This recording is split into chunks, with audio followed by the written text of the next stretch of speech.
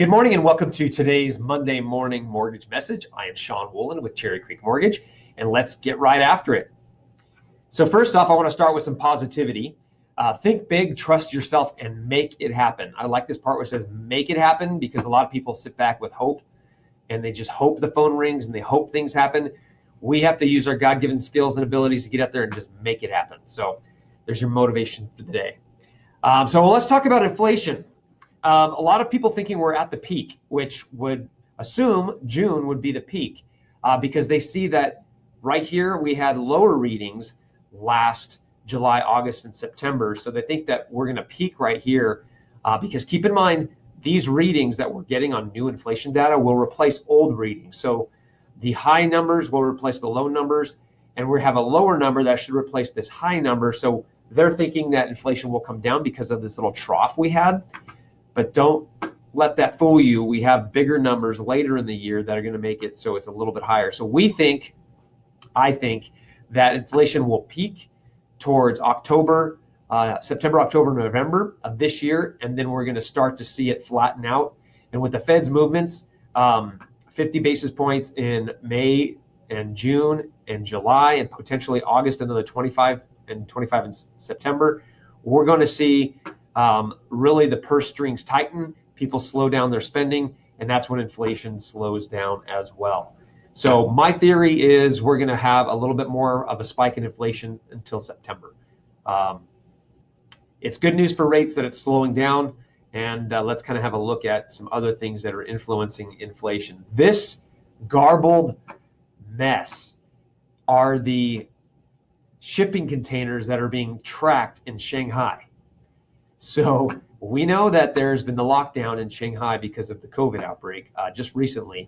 But look at all of these boats that are just sitting there. You can see some going in and out here of the ports, but they're just sitting here waiting to unload or waiting to load, one of the two. This will continue to cause inflation on products and just I would say more of a supply chain issue than anything. So hopefully this mess will clear up in the near future. So let's go back in to see what rates are doing right now. So today is a good day, other than my allergies, which I don't know if you guys have allergies, but boy, howdy, it's bad out there right now.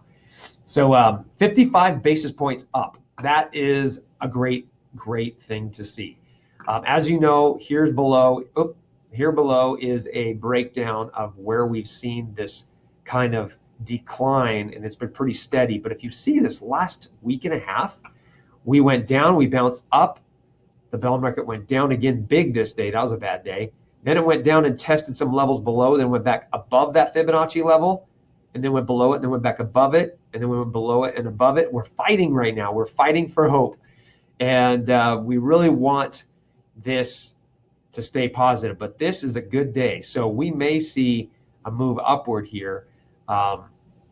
And that's a good thing. At least today, it's a good thing. So we're going to really watch this carefully. We're going to carefully float, knowing that we could see some deterioration later. So we do have some new people that need to lock their loans in.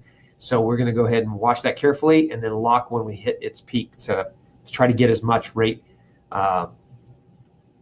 help as possible here. So where are rates? Here's a good illustration. I like using mortgage rates from the Mortgage News Daily because it's a good average across the nation as far as where rates are.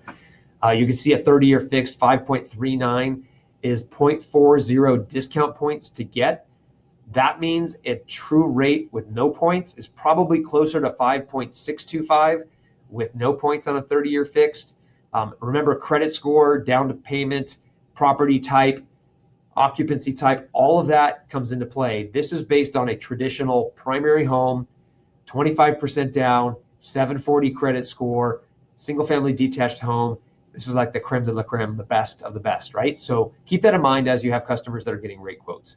15-year, we're in the upper fours.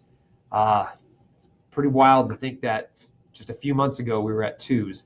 30-year, we're right around the 5% on the FHA. Jumbo is in the mid to high, or the 4.62 with no points. Jumbo is getting better. It's been better than the traditional 30-year fixed. It's interesting to see that. And then 5-1 ARMs, we'll talk a little bit more about how ARMs are going to become a lot more popular as we move forward. But that's a good idea of where rates are. And this is that spike that we've been seeing. Holy mackerel. So let's talk inventory. This is a really good illustration of where inventory is during the peak March buying season in the United States since 2007. So let's look at 2007. We had 3.81 million homes listed. This is all residences. This includes condos, townhomes, mobile homes, everything. 3.81 million. 2012 was a really good market. We had 2.32 million. 2017 was another really good market. We had 1.8 million. Right now we have 950,000. And that's all homes. If you look at single family homes, it's like 275,000 is all that's available in the United States. So we do have an inventory crisis. That is leading to the appreciation that we're seeing because everyone's fighting for homes. Everyone's fighting to going above asking just to win. So let's have a look at what the inventory graph looks like.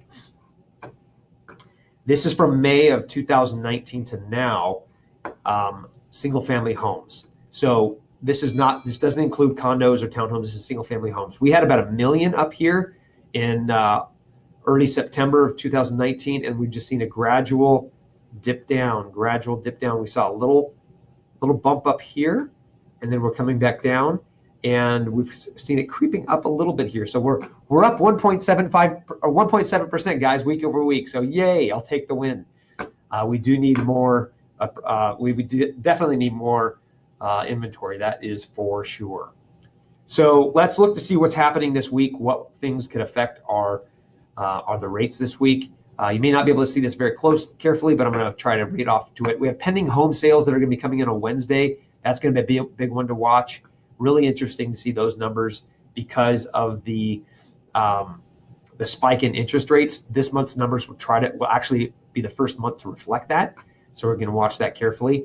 We have the 5-year auction. Those are bond auctions. If they go well, rates do good. Then we have the PCE, which is the inflation numbers coming out on Friday. This is going to be really interesting to see how the market absorbs this. And then personal spending is coming out as well. We're going to see really what the overall sentiment of the market is. They have jobless claims coming up. So all of this affects interest rates. So when people say, what's your interest rate? Well, it depends on what time of the day different things are announced. Literally, they can move that quickly. So that's kind of what's happening as we move forward through the week. And then here's some mortgage tips. There's a lot of new strategies out there right now, a lot of new things coming to play. My theory is rates will be better in about a year to a year and a half than they are right now. So I'm saying do not pay points. Whoops. Do not pay points. There will be an option to refinance in the future. ARMs, adjustable rate mortgages, they are back. A lot of people that are in builders contracts for new homes, they've seen their rates when they got the contract with the builder at 3.5 or 3%. Now they're in the 5s. An ARM, an adjustable rate mortgage, may be the solution for them until rates come back down. So just look into that. If you have anyone that's in a potential situation where their rate's significantly higher than it was when they went into contract for that new build, this is a great option. Also a great option for everyone else out there. Fully approved loans with a clear to close prior to making offers is huge. Guys, we're closing loans in 2 weeks. Get your loan fully approved, your buyer's fully approved. Oops, I keep clicking the button. Get them fully approved up front so there's no financing contingencies, so you can close in 2 weeks, so it's same as cash. You can waive the appraisal contingency. Sometimes we'll get appraisal waivers. We're still getting them now. And then another thing, guys, for those guys that are on the fence, buy now and refi later. Appreciation is still strong. You may miss out on 10 to 15% appreciation because you're waiting for rates to come back down or you're just waiting for something to happen. Well, with this inventory being the way it is, that's not that appreciation is going to continue, guys. It's just a fact. It's just how it is. But in those outlining markets, like some places in California, we looked at some areas in the vacation areas in California. They do have some price reductions. Some people are dreaming when they're putting their homes up for sale that they're going to get way more than they think than they actually will. So we are seeing some price reductions. If a property's been on the market for a while, you can do what's called a seller's buy down. Excuse me, I should have put that on silence. That's where you can ask the sellers to give up to 3%, sometimes up to 6% of the asking price towards buying the buyer's rate down. So if you have a buyer that has rates in the 5s and they really want to be back in the 4s or as low as possible, and you have a market that they're interested in that's on the market for a while, that's just sitting there, ask them for a seller credit, a seller buy down to buy the rate down. You can get a significant drop in rate when you do this and get that lower rate and buy now. So seller buy downs will become more popular as we see price reductions in the future, because let's just face it, a lot of people are dreaming when they're listing their homes, they're putting it for way above what the actual market will allow that to sell at. So anyhow, just want to make sure you guys know about that. I'm going to be doing more presentations on that as well. Appraisal gap, Creative Mortgage Solutions. I've got them, guys. If you have appraisals coming in low, I have ways of making those work. And then cost of waiting calculator is powerful, guys. I've got that. If you ever want that, let me know. And then the buy versus rent calculator, that's a tremendous tool as well. So as we move forward, guys, I want to end with optimism. There will always be refinancing available in the future, so just buy now. There's hundreds of buyers still out there, guys, waiting to buy a home. They need these tips and tricks to be able to get back on the game. Buyers that are priced out, they will come back. We just need to set their expectations for a different price range and different payments. A slower market will help us get our sanity back, guys, because it's been nuts. Inventory is growing. Whoop. We had 1.7% week over week. Yes, I'll take every little win we can. The number of offers being made on each home is slowing, but it's still high, guys. And then lower rates may be closer than you think. So let's end with some optimism as well with the joke of the day. What happened when the owner didn't spell that well? That was great. Didn't make the payment on his haunted house. What happened when the owner didn't make the payment on his haunted house? This is bad, guys. It was repossessed.